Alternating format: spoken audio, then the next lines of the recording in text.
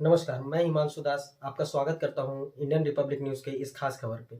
तो आज हम एक ऐसे शख्स से मिलने मिलने आए हैं, जिन्होंने छत्तीसगढ़ से लेकर पूरे लेह लद्दाख का यात्रा जो कि 18,000 किलोमीटर का है, उसको कंप्लीट किया है। तो चलिए आज हम मिलते हैं राजीव राजवाड़ी जी से। सर, स्वागत है आपका हमारे इंडियन रिपब्लिक न्यूज़ के इस खास खबर पे। नमस्ते नमस्ते। तो सर, आपका जैसे जर्नी कैसे स्टार्ट किए थे आप? क्या उद्देश्य से ये आप फिट इंडिया को लेकर क्या चीज़ को रिप्रेजेंट करने के लिए इसको आप स्टार्टअप किए थे? देखिए, जब मैं ये 12 मार्च को यात्रा मुझे निकलना था, तो जो मेरा उद्देश्य था वो था आपका भारत की आज़ादी के अमृत महोत्सव पे जो संपूर्ण देश में माननीय प्रधानमंत्री जी जो नरेंद्र मोदी जी हैं, जो संपूर्ण देश में एक अमृत महोत्सव का आयोजन चल रहा है, उसमें मैंने देशभक्ति के जज्बे से एक फिट इंडिया को लेकर 18,000 किलोमीटर की यात्रा चुना, जो 18 राज्यों को तय करते हुए दिल्ली में संपन्न होना था, जिसे मैंने 11 अगस्त को संपन्न किया वहाँ दिल्ली में। जी। तो सर, इसमें आपने जैसे कि आप आगे गए, क्या-क्या कठिनाई आपको हुआ? बिल्कुल, बहुत सारी कठिनाई और इतना लंबा सफ़र था और मैं अकेले था, ज़ाहिर-सी बात है। और रुकने का, खाने का और बहुत सारी चैलेंज था, क्योंकि एक सेल्फ डिपेंड मैं था नहीं और इस यात्रा पे ऐसे ही निकल गया था मैं, क्योंकि ये बहुत बड़ा टारगेट था मेरे लिए बिना गियर वाले साइकिल पे, और बहुत सारे पहाड़ एरिया भी पड़ने थे, तो बहुत सारी दिक्कतें थी। तो सर, जैसे कि अपन इंसान सोच भी नहीं सकता वहाँ कि बाइक से जाए या फिर कार से जाए, आपने वो साइकिल पे कर दिखाया, तो ये जज़्बा आप में कैसे आया? यही तो लोगों को दिखाना था कि अगर युवा ठान ले और उसके अंदर अगर किसी भी एक चीज़ को दृढ़ संकल्पित कर ले, एक लक्ष्य को, तो वो किसी भी चीज़ को हासिल कर सकता है। इसी को मैंने एक साइकिल यात्रा के माध्यम से लोगों को दिखाने का प्रयास किया है।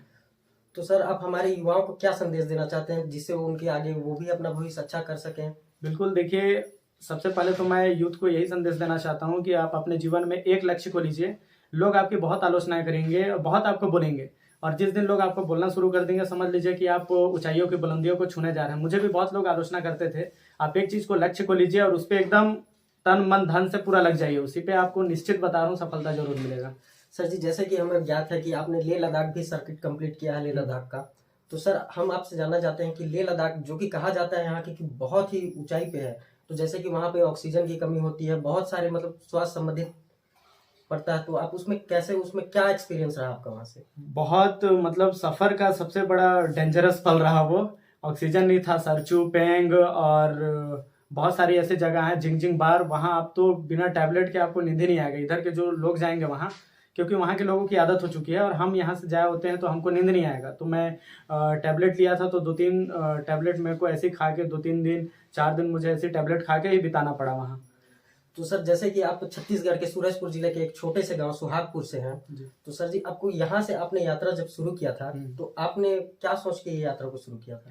बिल्कुल, यात्रा देखिए सोच के मैं सोचा था कि कभी एक तो अपने क्षेत्र का नाम रोशन हो, और जब अपना क्षेत्र का नाम आगे आएगा और मैं आगे जाके ऊँचे नेतृत्व में, ऊँचे शीर्ष पर मिलूँगा, तो मैं भी अपने क्षेत्र के लिए कुछ ऐसी चीज़ें लेकर आऊँगा, युवाओं के लिए, यूथ के लिए, जिससे इस क्षेत्र का के लोग बोले कि कोई एक बंदा गया था जो वहाँ से कुछ लेकर आया है।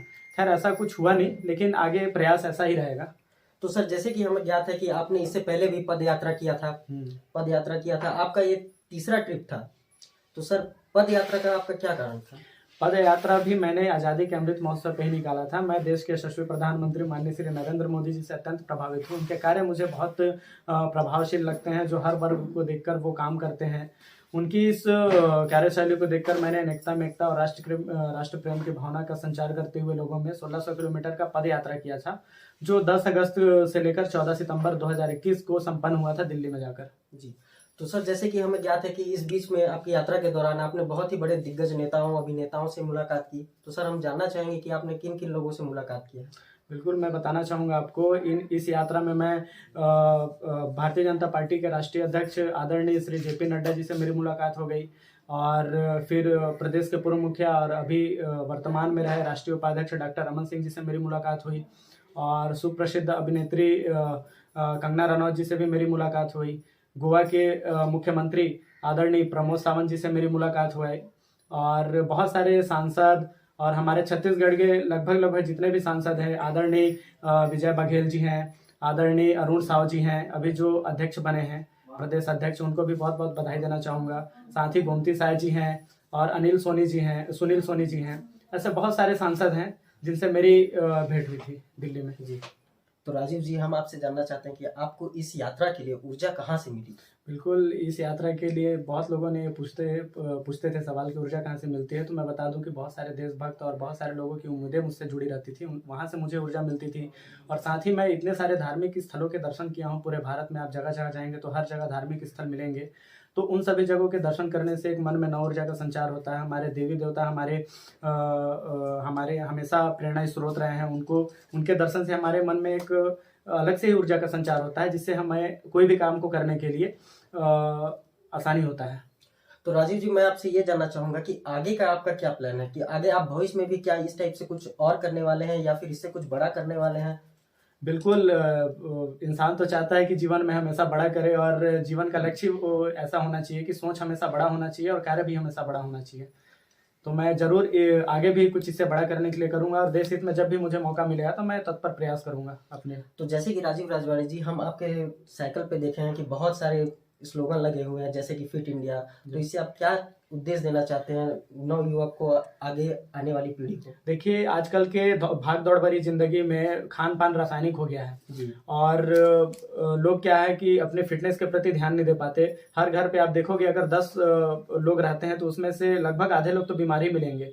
किसी को डायबिटीज है, किसी को और भी बहुत सारी मलेरिया है, किसी को और भी पीलिया, ऐसी कुछ शिकायतें हैं। तो खान पान के कारण और जो प्राकृतिक वातावरण है दूषित हो गया है, जिसके कारण आजकल लोग अपने प्रति ध्यान नहीं दे पा रहे हैं। तो कोई भी हो, योगा हो, व्यायाम हो, रनिंग हो, वॉकिंग हो, और भी ऐसी व्यायाम के बहुत सारे माध्यम है जिसको आप अगर फिटनेस का डोज आधा घंटा रोज अगर ये आप अपनाएंगे कोई भी चीज को लेकर, तो आपका बॉडी हमेशा फिट रहेगा। और मैं ही कहना चाहूंगा, जब फिट रहेगा इंडिया तभी तो आगे बढ़ेगा इंडिया।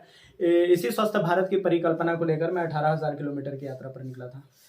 तो आज हम मिले राजीव राजवाड़े जी से, तो हम और हमारी टीम और हमारे चैनल के द्वारा हम इनको बधाई देना चाहते हैं कि इन्होंने इतनी लंबी यात्रा, जो कि 18,000 किलोमीटर से लेकर 18 राज्यों पे ये भ्रमण करके वापस आए हैं, तो हम इनको बहुत बहुत बधाई देते हैं।